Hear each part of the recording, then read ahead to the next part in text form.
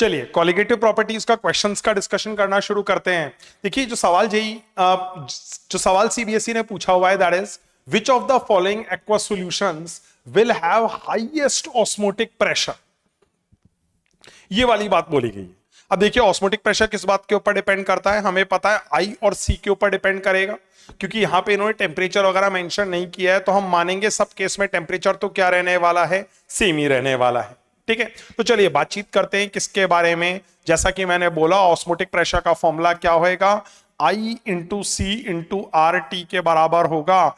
Basically अगर बाकी सब कांस्टेंट मान ले तो osmotic pressure will be proportional to I into C. चलिए अब देखते हैं अलग अलग केसेस में वैल्यू क्या निकल कर आने वाली है। तो पहले केस में अगर हम देखें, देखिए 1% KCl का सॉल्यूशन है, आई की वैल्यू 2 निकल कर आएगी क्योंकि ये दो पार्टिकल्स में ब्रेक करेगा। कंसंट्रेशन या मोलैरिटी अगर अपन इसकी निकालने की कोशिश करें तो that comes out to be 1/74.5, जो इसका मॉलिक्यूलर मास होता है ये होगा इसके moles divide by volume of the solution in litre. ठीक है, देखिए यहां पे 1% दिया हुआ है, इसका मतलब हम मान सकते हैं कि 1 ग्राम अगर सोल्यूट है तो बाकी 99 ग्राम क्या होने वाला है, सॉल्वेंट। ठीक है, अगर ऐसा है तो हम बोल सकते हैं कि लेट अस अज्यूम ऑलमोस्ट 100 ग्राम ही क्या हो गया, सॉल्यूशन होकर आ गया है। और अगर 100 ग्राम सॉल्यूशन है, बहुत डाइल्यूट भी है, डेंसिटी 1 ही मान ली जाए, तो कहना है से कि मोलैरिटी निकालते time volume of the solution जो है वो 0.1 के बराबर आ जाएगा। 100 ग्राम मतलब 100 ml मतलब 0.1 लीटर्स। ठीक है, this is going to be the value. Next अगर यही काम हम कौन से ऑप्शन के अंदर करें, बी ऑप्शन के अंदर करें, तो देखते हैं क्या रिजल्ट आने वाला है। देखिए बी में अपने को 1% ग्लूकोज दिया हुआ है, ग्लूकोज तो डिसोसिएट नहीं करता। ठीक है, 1 is the mass, 180 is the molecular mass divide by 0.1, this is going to be your B option.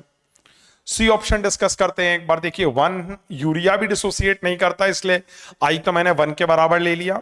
Then we are going to have 1/60 by 0.1 के बराबर वैल्यू आ जाएगी। ये आपका सी ऑप्शन निकल कर आ गया।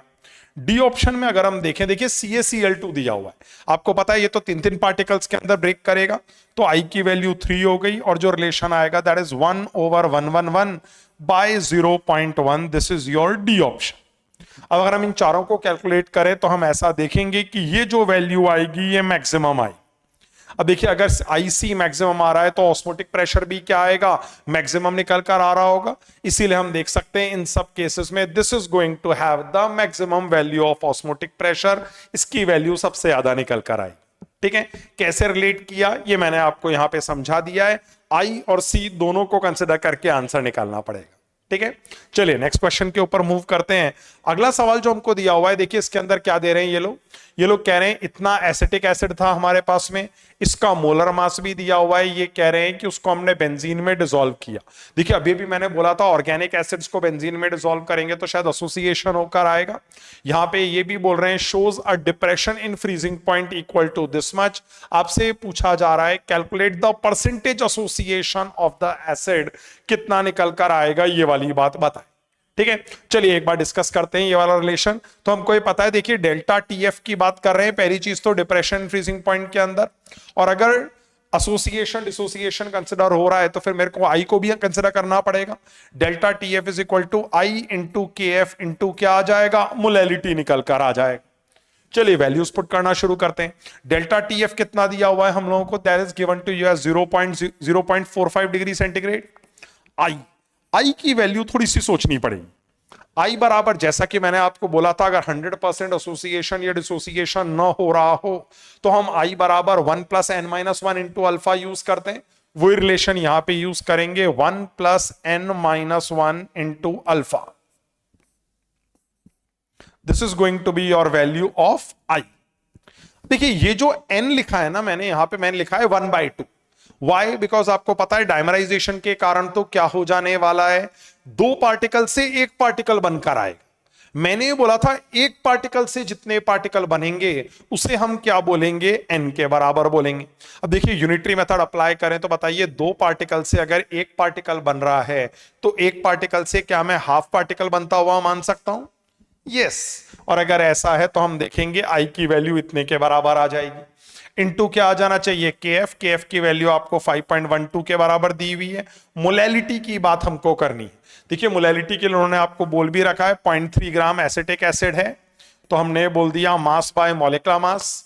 नीचे आने वाला है weight of solvent in kilogram, wait of solvent in kilogram molality के हिसाब से लिखना है। 30 ग्राम बेंजीन दिया हुआ है, 30 ग्राम का मतलब हो जाएगा 30/1000 to be taken in kilogram. यहां से हम सॉल्व करेंगे तो हमको क्या मिल जाएगा, अल्फा की वैल्यू मिल जाएगी। याद बस आपको इतना रखना है कि अल्फा हमारा आंसर नहीं होएगा, हमसे पूछा जा रहा है परसेंटेज एसोसिएशन कितना है। ये जो आएगा ये डिग्री ऑफ एसोसिएशन आएगा। तो इस अल्फा को किससे मल्टीप्लाई कर देंगे, 100 से मल्टीप्लाई कर देंगे तो वैल्यू किस में आ जाएगी, परसेंटेज में एक्सप्रेस होकर आ जाएगी। ऐसा रिलेशन ऑब्टेन होकर आता है। ठीक है, चलिए ये वाला क्वेश्चन अपन ने देखा, इसके अंदर हमने डिसोसिएशन नहीं एसोसिएशन को कंसिडर करते हुए बातचीत करी। चलिए अगले सवाल के ऊपर मूव करते हैं, देखते हैं क्या होकर आ रहा है उस क्वेश्चन के अंदर। देखिए इस सवाल में इन्होंने क्या बोला हुआ है, एक सॉल्यूशन है किसका, ग्लूकोज का। हाँ इसके बारे में क्या बता रहे हैं, देखिए देखो ये लोग बोल रहे हैं बॉइलिंग पॉइंट इतना है। पूछा क्या जा रहा है, फ्रीजिंग पॉइंट पूछा जा रहा है। कई बार सुनने में बड़ा अजीब लगता है कि ऐसे कैसे डिटरमाइन कर लेंगे यार, लेकिन चलिए हम यहां पे क्या करते हैं, केबी के एफ दोनों की वैल्यूज दी हुई हैं, इसका मतलब शायद दोनों रिलेशंस को यूज करना पड़े। चलिए शुरू करते हैं एक बार क्वेश्चन को। Delta TB over delta TF is equal to, क्या मैं यहां पे केबी ओवर के एफ बोल दूं, क्योंकि मोलैलिटी पार्ट तो कैंसिल ही हो गया होगा। हाँ चलिए अब देखते हैं एक बार, मेरे को यहां पे डेल्टा टीबी लिखना है, मतलब एलिवेशन इन बॉइलिंग पॉइंट की बात करनी है। आपको पता है नॉर्मल बॉइलिंग पॉइंट ऑफ पानी तो 100 डिग्री सेंटीग्रेड होता है, अभी 100.2 आ रहा है, इसका मतलब व्हाट इज द एलिवेशन, 0.2।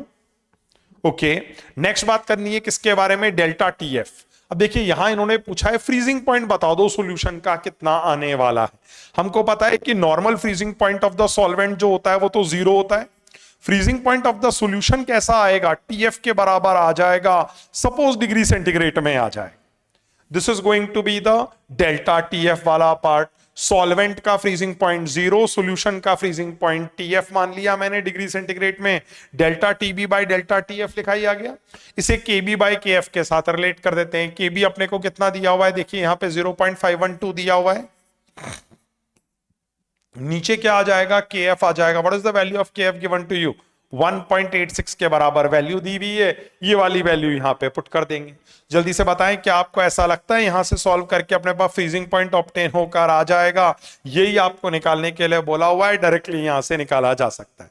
हाँ बस ये याद रखें रिजल्ट जो आएगा नेगेटिव आएगा और वो डिग्री सेंटीग्रेड में आएगा। Why negative, because you can feel कि 0 के मुकाबले फ्रीजिंग पॉइंट में डिप्रेशन आया है, मतलब 0 से भी कम हो गया है और 0 से कम हो गया है, इसका मतलब वैल्यू कैसी आएगी, नेगेटिव वैल्यू आने वाली है। ऐसा आप यहां पे ऑब्जर्व कर सकते हैं। ठीक है चलिए अगले क्वेश्चन के ऊपर मूव करते हैं। ये जो क्वेश्चन जेईई मेन ने नहीं जो अपने पास एनसीईआरटी या सीबीएसई की तरफ से क्वेश्चन पूछा गया है, चलिए देखते हैं एक बार कैसा सवाल था। मेन मैंने इसलिए बोल दिया बिकॉज थोड़ा सा मुश्किल लेवल का सवाल था, इसीलिए हमको यहां पे थोड़ा ज्यादा दिमाग लगाना पड़ेगा। चलिए देखते हैं एक बार। देखिए इस बार हमसे क्या बोला हुआ है, the saturated vapour pressure of water is this much. आपको पता है ये सॉल्वेंट का वेपर प्रेशर कहलाएगा। सॉल्यूशन का वेपर प्रेशर अपने से पूछ रहे हैं कितना आएगा, ये वाली बात बताएं। देखिए ऑफ 5% एक्वस सॉल्यूशन, इसलिए बेसिकली आपको यहां पे ये वाली बात समझ में आनी चाहिए सबसे पहले तो कि आपको दे क्या रखा है, P not. What is the value, 24। पूछा क्या है आपसे, पीएस, मतलब सॉल्यूशन का वेपर प्रेशर कितना आएगा। और देखिए उसके लिए आपको क्या किया हुआ है, इस बार आपको परसेंटेज की टर्म में यहां पे कंसंट्रेशन दे दी गई। इसी परसेंटेज के कारण सवाल थोड़ा सा मुश्किल हो जाता है, मेन लेवल तक पहुंच जाता है। ठीक है चलिए बातचीत करते हैं एक बार यहीं पे ही कैसे इसको डिस्कस करना है। देखिए क्वेश्चन जो है ये आरएलवीपी के ऊपर बेस्ड है, और अगर आरएलवीपी के ऊपर बेस्ड है तो I think I can write the value as P naught minus P S by P S, या P naught should be equal to mole fraction of solute. जो रिलेशन हम जानते हैं उसी को यूज करते हैं। चलिए यहां पे अब देखिए यहां पे क्या बोल रहे हैं, सबसे पहले ये बोल रहे हैं P naught minus P S by P not. P not कितना है, 24 के बराबर है, पी एस क्या है आपको निकालना है, फिर पी नॉट लिख दिया 24 के बराबर। That should be equal to mole fraction of solute, आपको यहां पे लिखना है। देखिए मोल फ्रैक्शन ऑफ सोल्यूट के लिए उन्होंने क्या बोला हुआ है, 5% वाला एक्वस सोल्यूशन है किसका, यूरिया का। अब बताइए 5% का मतलब क्या मान सकते हैं हम? 5% का मतलब ये मान सकते हैं 5 gram urea in 100 gram solution. क्या इसका मतलब हम ये भी मान सकते हैं कि 95 ग्राम पक्का पानी रहा होगा? हाँ, ऐसा इमेजिन किया जा सकता है। अब बताइए अगर मोल फ्रैक्शन ऑफ सोल्यूट अपने को लिखना है तो हम कैसे लिख सकते हैं? सबसे पहले हम लिख देते हैं यहां पे क्या, यूरिया के मोल, नीचे जो आ जाएगा that is going to be urea के मोल प्लस पानी के मोल आ जाएंगे। तो जो पानी के मोल आने वाले हैं दैट इज 95/18 के बराबर मोल्स निकल कर आ जाएंगे। ये जो रिलेशन है अगर अपन इसको सॉल्व कर लेंगे तो यहां से क्या आ जाएगा, पीएस की वैल्यू ऑब्टेन हो जाएगी। और यही हमको निकालना भी था, vapour pressure of the solution कितना आएगा यही पता करना है। हाँ, हमने 24 जो है वो एमएम में यूज किया हुआ है, इसीलिए यहां पे भी जो रिलेशन आएगा वो कौन सी यूनिट के साथ आएगा, एमएमएचजी वाली यूनिट के साथ रिलेशन ऑब्टेन होकर आएगा। This is going to be the case. Okay, चलिए कुछ और क्वेश्चंस देखते हैं जो भी सीबीएसई ने पूछे हुए हैं, ताकि हमारी प्रिपरेशन थोड़ी और कंक्रीट होकर आ जाए। ठीक है, moving to the next question now. ये देखिए यहां पे उन्होंने चॉइस दी हुई थी, एक बार देखते हैं दोनों ही सवालों। पहले में देखिए उन्होंने बोला हुआ है डिफाइन ऑस्मोटिक प्रेशर। आपको बताया भी गया था ऑस्मोसिस के फिनोमेना को जस्ट रोकने के लिए जो एक्सटर्नल प्रेशर हम अप्लाई करते हैं that is called osmotic pressure. Next बोल रहे हैं why it is considered a colligative property. देखिए हमने देखा था कि ऑस्मोटिक प्रेशर जो था वो मोलैरिटी के प्रोपोर्शनल निकल कर आ रहा था, इसका मतलब वो concentration of the solute particles के ऊपर डिपेंड करेगा। और अगर सॉल्यूशन में कंसंट्रेशन ऑफ सोल्यूट पार्टिकल्स के ऊपर कोई प्रॉपर्टी डिपेंड कर रही है तो हम बोल सकते हैं उसे कॉलिगेटिव प्रॉपर्टी। इसीलिए ऑस्मोटिक प्रेशर को क्या माना जा रहा है, कॉलिगेटिव प्रॉपर्टी माना जा रहा है। ये वाली बात समझ में आनी चाहिए। ठीक है, चलिए अगले वाले सवाल के ऊपर मूव करते हैं। What they are saying is, इस बार इन्होंने बोला हुआ है vapour pressure of two pure liquids A and B is this much and this much. आपसे पूछ रहे हैं कि composition of the liquid mixture क्या होगा अगर टोटल वेपर प्रेशर 600 के बराबर है तो। देखिए राउल्ट्स लॉ का क्वेश्चन है, आप में से कई लोगों को ध्यान भी होगा रिलेशन कि पी टोटल के लिए मैंने बोला हुआ था क्या, एक्स ए इंटू क्या आ जाएगा अपने पास में P A not that is 450 plus आगे अपने को पता है एक्स बी लिखना होता है अपने को, लेकिन मैंने ये भी बोला था एक्स ए एक्स बी 1 के बराबर होंगे। तो I think instead of X B I can write 1 minus X A और साथ में इसका प्रेशर आ जाएगा 700 के बराबर। यहां से सॉल्व करेंगे तो बताइए क्या ऑब्टेन होकर आने वाला है, एक्स ए आ जाएगा। एक्स ए की जो भी वैल्यू हमारे पास निकल कर आएगी उसके कॉरस्पॉन्डिंग हमको क्या पता चल गया, मोल fraction of A in liquid mixture हमें पता चल गया है। यहां what you are obtaining is mole fraction of A in the liquid mixture is going to be this। दूसरा जो मोल फ्रैक्शन आ जाएगा क्या हम बोल सकते हैं 1 में से अगर घटा दिया जाए तो B का मोल फ्रैक्शन भी ऑब्टेन होकर आ जाएगा। ये क्वेश्चन कॉलिगेटिव प्रॉपर्टी से नहीं है, ये क्वेश्चन सिंपली राउल्ट्स लॉ जो अपन ने थोड़ी देर पहले पढ़ा था या लास्ट लेक्चर के अंदर पढ़ा था उसी के अंदर अपने पास में ये वाला कॉन्सेप्ट इन्वॉल्व होकर आ रहा था। ठीक है, चलिए अगले वाले क्वेश्चन के ऊपर चलते हैं। यहां पे देखिए फिर से डेविएशन की बात करने लग गए हैं, क्या, फिनॉल और एनिलीन।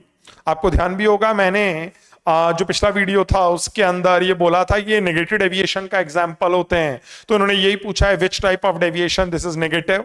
आगे पूछ रहे हैं नेट वॉल्यूम कैसा आएगा, तो वॉल्यूम में डिक्रीज आता हुआ देखा जाएगा। नेक्स्ट बोल रहे हैं क्या एंथैल्पी क्या एक्सपेक्टेड रहेगी, तो आपको ये पता है नेगेटिव डेविएशन है, इसका मतलब प्रोसेस एक्सोथर्मिक होएगा और एक्सोथर्मिक होएगा मतलब डेल्टा एच नेगेटिव आने लगेगा। ठीक है, चलिए नेक्स्ट वाले पार्ट के ऊपर मूव करते हैं जिसमें क्या बोल रहे हैं, बॉइलिंग पॉइंट ऑफ वाटर अपने को दिया हुआ है इतना, कितना सोल्यूट मिलाया जाए ताकि क्या हो जाए, बॉइलिंग पॉइंट इतना निकल कर आ जाए। देखिए क्या बॉइलिंग पॉइंट के बढ़ने के बारे में बात कर रहे हैं क्या, yes you can see that the boiling point was this and we want the boiling point to become this. इसका मतलब बॉइलिंग पॉइंट एलिवेट हो जाना चाहिए।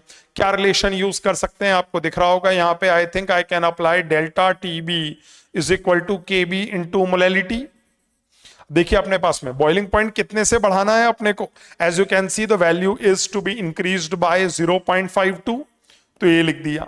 केबी की वैल्यू भी 0.52 ही दी हुई है। वाओ, कैलकुलेशंस इजी हो जाएंगे काफी, ऐसा लग रहा है। नेक्स्ट क्या लिखना है हमको, मोलैलिटी। मोलैलिटी में हम क्या लिखेंगे, देखिए सबसे पहले मेरे को लिखना पड़ेगा मोलैलिटी के केस में मोल्स ऑफ सोल्यूट नीचे आ जाएगा wait of solvent in kilogram.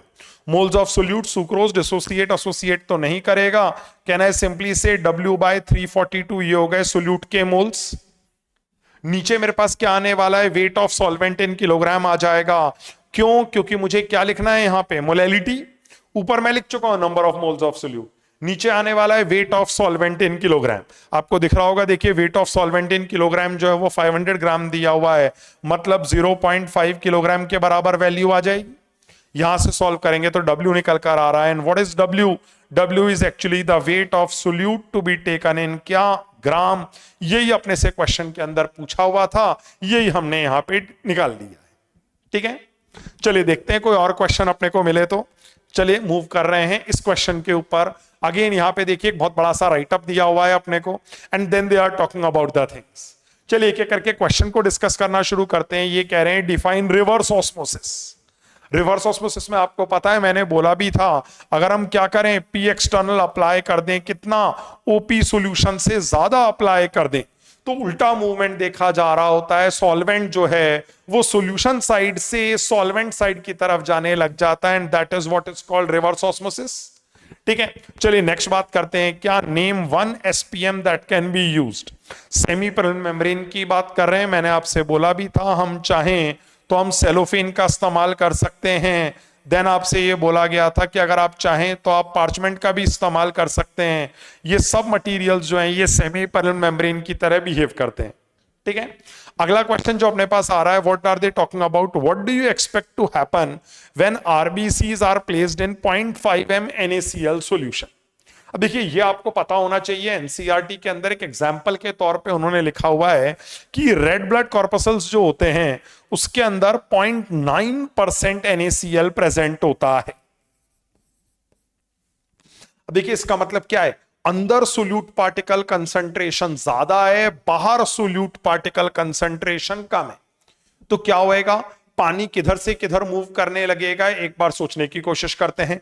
क्या मैंने बोला भी था ये वाली बात कि नेचुरल फिनोमिना तो यही होता है, पानी सॉल्वेंट साइड से सॉल्यूशन साइड की तरफ आने की कोशिश कर रहा होता है। क्या हम यहां पे बोल सकते हैं कि इससे पानी अंदर की तरफ आने की कोशिश करेगा, और अगर हम देखें अंदर कंसंट्रेशन ज्यादा है, बाहर से अंदर आने की कोशिश करेगा, तो हम देखेंगे आरबीसीज क्या होंगे, स्वेल अप होते हुए देखे जाएंगे। क्यों? क्योंकि they are going to simply swell up.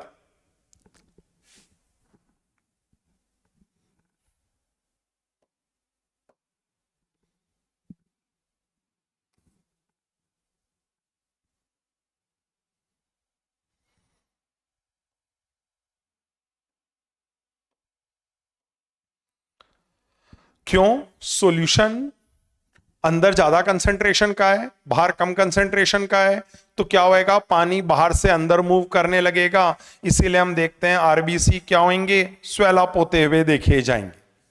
ठीक है, नेक्स्ट क्वेश्चन देखते हैं। देखिए क्या बोला हुआ है इसमें, इन्होंने हमसे पूछा है which one of the following will have higher osmotic pressure, this और दिस। देखिए यहां पे आपको पता है कि इस पार्टिकल के केस में तो दो दो में, ये जो सब्सटेंस है ये दो पार्टिकल्स में टूटने वाला है, तो जो आई की वैल्यू यहां पे आएगी that is going to be 2। क्यों? डिसोसिएशन के कारण। यूरिया ऐसा कोई डिसोसिएशन नहीं शो करता, तो इसकी आई की वैल्यू आएगी 1। देखिए मोलैरिटी दोनों केस में सेम है, लेकिन आपको समझ में आना चाहिए यहां पे आई के कारण इसका ऑस्मोटिक प्रेशर क्या आएगा, ज्यादा निकल कर आ रहा होगा। तो हम बोल सकते हैं KCl is going to have greater osmotic pressure, and relatively urea का ऑस्मोटिक प्रेशर कैसा आएगा, कम निकल कर आ रहा होगा। वाई? बिकॉज ऑस्मोटिक प्रेशर का जो फॉर्मूला होता है that is actually equal to ICRT। अब अगर ऐसा फॉर्मूला अप्लाई करें तो हम देखते हैं ऑस्मोटिक प्रेशर किसके प्रोपोर्शनल आ रहा है, आई के प्रोपोर्शनल निकल कर आ रहा है। उसी के साथ आपको चीजों को जस्टिफाई करना है। ठीक है, चलिए नेक्स्ट वाला जो पार्ट है उसको भी देखते हैं। ये कह रहे हैं why is osmotic pressure a colligative property. हम इसका डिस्कशन कर चुके हैं, हमने बोला था ऑस्मोटिक प्रेशर कंसंट्रेशन के ऊपर डिपेंड करता है, एंड हर वो प्रॉपर्टी ऑफ सॉल्यूशन जो concentration of solute particles in solution पे डिपेंड करेगी, उसे हम क्या बुला सकते हैं, कोलिगेटिव प्रॉपर्टी बुला सकते हैं। वही नाम इन्होंने भी यहां पे दिया हुआ है। ठीक है। So this is the concept involve. जो भी इन्होंने यहाँ पे राइटअप दिया हुआ था हमने उसको फॉलो नहीं किया, हमने सीधा क्वेश्चंस पे फोकस किया, बिकॉज कॉन्सेप्ट हम पहले से ही पढ़ चुके हैं, तो we are comfortable with the things. ठीक है।